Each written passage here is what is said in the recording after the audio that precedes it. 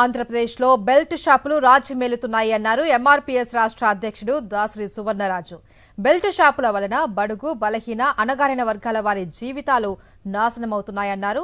Belt షాపుల వలన crime rate పెరగడమే కాదు ప్రమాదాలు జరిగి జీవితాలు చితికిపోతున్నాయన్నారు. రాష్ట్రంలో బెల్ట్ షాపులు తొలగించాలి అని, ప్రజల ఆరోగ్యాన్ని కాపాడాలి అని విజ్ఞప్తి చేశారు. కూటమి పాలకులు కళ్లు తెరిచి బెల్ట్ షాపులు మూసేస్తే రాష్ట్రానికి మంచి జరుగుతుందని దాసరి సువర్ణరాజు అన్నారు. వైన్ షాపుల్ని సమయ పాలనకు మించి నడుపుతూ, అలాగే వైన్ షాపులకి కాకుండా వైన్ షాపులో నడుపుతున్నటువంటి అధికారులు కానీ, అలాగే వైన్ షాపులు ఉన్నటువంటి యజమానులు కూడా బెల్ట్ షాపులకు వస్తున్నటువంటి ధనాన్ని ఎక్కువగా సంపాదిస్తున్నారనే కోణంలో ఆలోచిస్తూ, రాజకీయ కోణంలో ఆర్థిక లబ్ధి కోసం చేస్తున్నటువంటి ఈ బెల్ట్ షాపులని ఎవరైతే వెనకుండి నడిపిస్తున్నారో వాళ్ళందరి మీద కఠినమైన చర్యలు తీసుకోవాలి. బెల్ట్ షాపుని అరికట్టడంలో ప్రభుత్వం చట్టం ఏ విధంగా అయితే అమలు చేయాలో ఆ విధానాన్ని అమలు చేయనటువంటి అధికారులను కూడా సస్పెండ్ చేసి వాళ్ళ మీద చర్యలు తీసుకోవాలని కూడా ప్రభుత్వాన్ని డిమాండ్ చేస్తున్నాం. ఒక ఉదయం పనికెళ్ళి సాయంత్రం కల్లా తిరిగి ఇంటికి వస్తే శరీరం అలసటపోయి ఒక పెగ్గు తాగితే సంతోషంగా రిలాక్స్ అవుతారన్నటువంటి మాటలని పక్కన పెట్టి రోజు ఇదే కోణంలో కనుక తాగితే వాళ్ళు డబ్బులు ఆర్థికంగా నష్టంతో పాటు ఆరోగ్యం క్షీణించిపోయి వాళ్ళ కుటుంబాలు కూడా రోడ్డున పడే పరిస్థితులు ఈ రాష్ట్రంలో కనపడతాయి. తప్పకుండా బెల్ట్ షాపుల్ని అరికట్టడానికి ప్రత్యేక చర్యలు తీసుకోవాలి. ఈ రాష్ట్రానికి మద్యం ద్వారా వచ్చే ధనము ముఖ్యమో, రాష్ట్ర ప్రజల ఆరోగ్యం ముఖ్యమో తేల్చుకోవాలని కూడా తెలియజేస్తున్నా.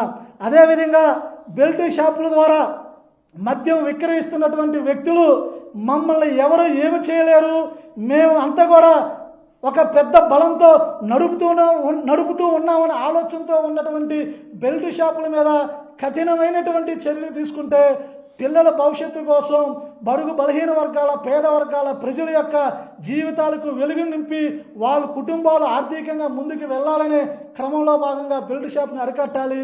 లేని పక్షంలో జాతీయ స్థాయిలో బెల్ట్ షాపులని రద్దు చేసే విధంగా మరో పోరాటానికి ఆంధ్రప్రదేశ్ మాదిగ రిజర్వేషన్ పోరాట సమితి ద్వారా పోరాటం చేస్తామని కూడా తెలియజేస్తూ, మీ ముందుకి ప్రజలకు తెలిసే విధంగా ఈ రాష్ట్ర ప్రభుత్వానికి కూడా కనువిప్పి కలిగే విధంగా ప్రభుత్వాన్ని మోసం చేస్తూ, అధికారులను మోసం చేస్తూ బెల్ట్ షాపులు నడిపిస్తున్నటువంటి కొన్ని విజువల్స్ని వీడియో రూపంలో ఈరోజు మీడియా ద్వారా ఈ ప్రజలకి, ప్రభుత్వాలకి తెలియజేసుకుందాం అనుకుంటున్నాను.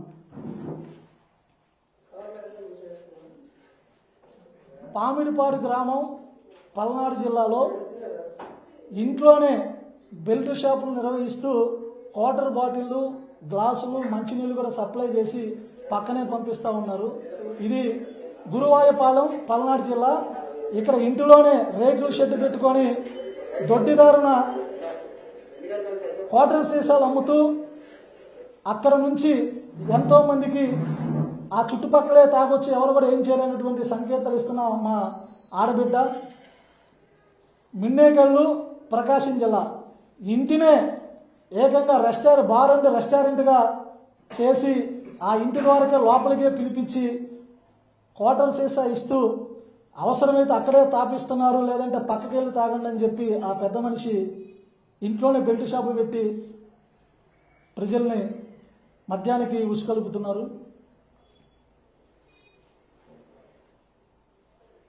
ఇది కేసనపల్లె పల్నాడు జిల్లా నరసరాపేట మండలం.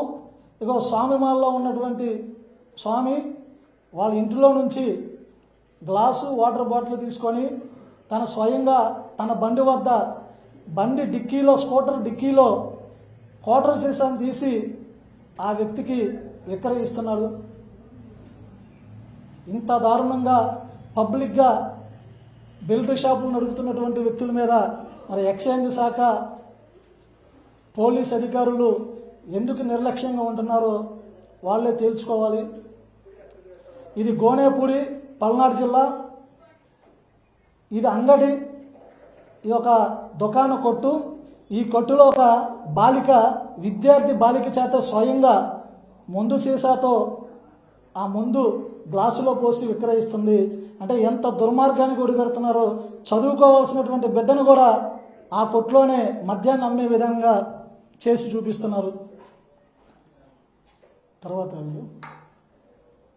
ఇది బాపట్ల ఒక షట్టర్ తీసుకొని 4-5 లేస్ ప్యాకెట్లు పెట్టి ముందు కావాల్సిన వాళ్ళకి బయట నుంచి సంచిలో తీసుకొచ్చి ఇక్కడే మరి చీప్ లిక్కర్లు చీపు క్వాలిటీకి చెందినటువంటి అమ్ముతూ ఇక్కడే ముందు తాగడానికి కూడా ఇది ఒక వైన్ షాప్ లాగా రెస్టారెంట్ లాగా వాళ్ళు ఆ షాపుని చేసుకోవటం.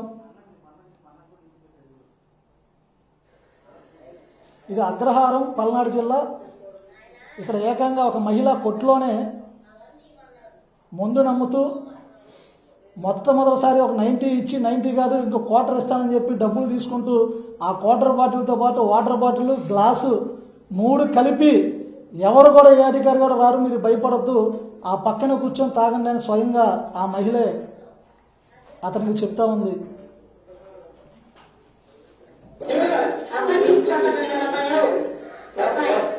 ఈ రాష్ట్రంలో బెల్ట్ షాపుల వల్ల జరుగుతున్నటువంటి ఆకృత్యాలు స్పష్టంగా మీ ముందుకు తీసుకొని వస్తున్నాం.